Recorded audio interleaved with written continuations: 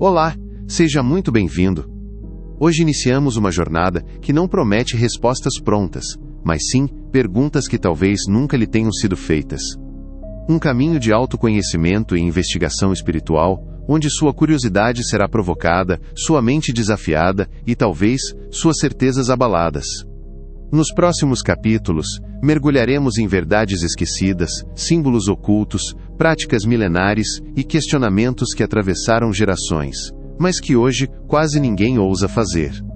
E tudo começa aqui neste primeiro episódio. Eu te convido a seguir conosco, com a mente aberta e o coração presente. Compartilhe com quem busca mais do que apenas doutrinas, com quem deseja compreender o que existia antes da Bíblia e por que tanto foi silenciado. Acompanhe os próximos episódios dessa jornada de despertar, e se algo dentro de você começar a se mover, talvez seja a alma, lembrando de quem você sempre foi, antes da Bíblia. O que a humanidade realmente acreditava? Uma viagem sem dogmas. E se tudo o que você acredita sobre Deus tivesse sido moldado não pela espiritualidade, mas pela política? E se os deuses antigos, sim, no plural, tivessem sido deixados de lado não por serem falsos, mas por não se encaixarem nos interesses de impérios? E se a própria fé que você conhece hoje for apenas uma versão entre muitas possibilidades espirituais que a humanidade já considerou sagrada?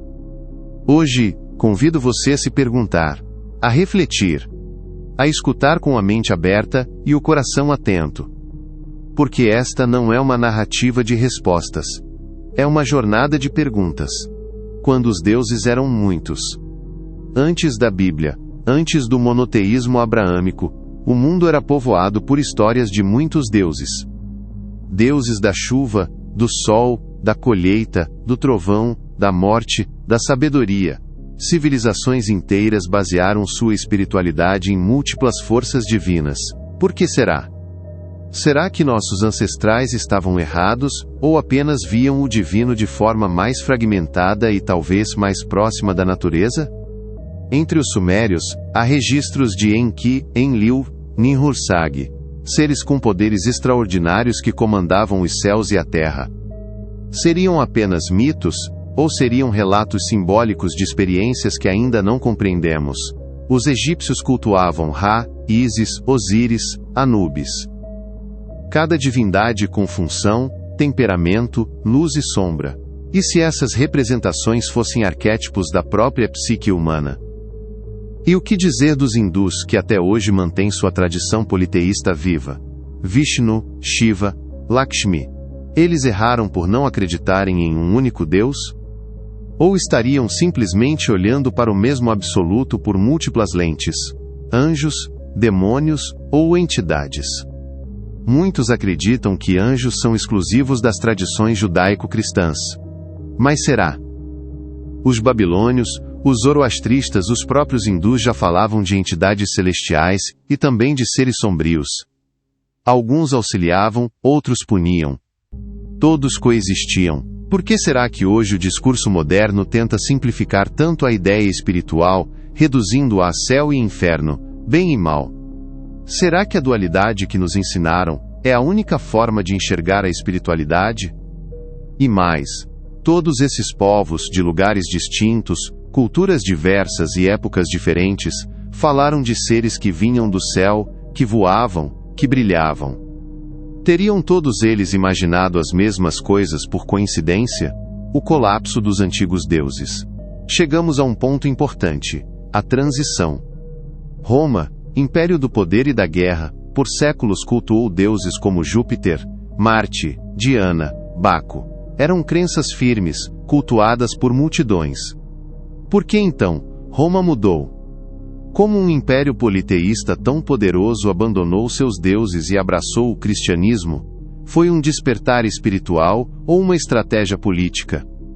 O imperador Constantino teve uma visão divina ou uma oportunidade de unificar um império dividido? O Concílio de Nicéia, em 325 d.C., definiu o que era certo crer. Mas quem deu a esses homens o poder de decidir o que é verdadeiro no campo espiritual? Jesus, o mestre sem templo. Jesus, um homem que falava de amor, compaixão e fé. Mas será que ele fundou uma religião, ou desafiou as estruturas religiosas da sua época? Jesus entrou em templos e os criticou. Ensinou nas montanhas, nos campos, entre os pobres. Pregou uma conexão direta com Deus, sem dogmas, sem hierarquias.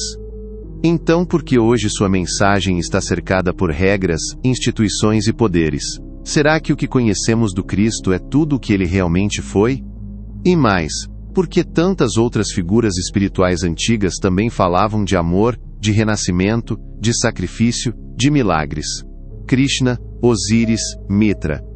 Todos eles apresentam paralelos surpreendentes com a narrativa cristã. Coincidência ou repetição de um mesmo arquétipo? Civilizações que foram silenciadas? Os maias, os astecas, os incas. Povos que viam os astros como divindades. Que tinham calendários precisos, saberes astronômicos avançadíssimos.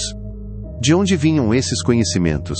Por que essas civilizações desapareceram ou foram dizimadas logo após o contato com culturas cristianizadas? Será que seus deuses eram falsos, ou apenas ameaçadores para a hegemonia religiosa que se impôs? E por que tantas de suas escrituras, códices e saberes foram queimados ou destruídos?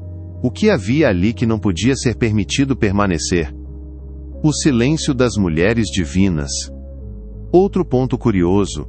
A maioria das religiões antigas venerava deusas. Ísis, Afrodite, Inanna, Freja, Pachamama. Mas na tradição moderna, onde estão as divindades femininas? Por que a figura da deusa foi apagada da espiritualidade institucional? Será que a energia feminina divina era tão poderosa que precisava ser silenciada? E o que isso nos revela sobre o equilíbrio espiritual que talvez tenha sido perdido? Conclusão.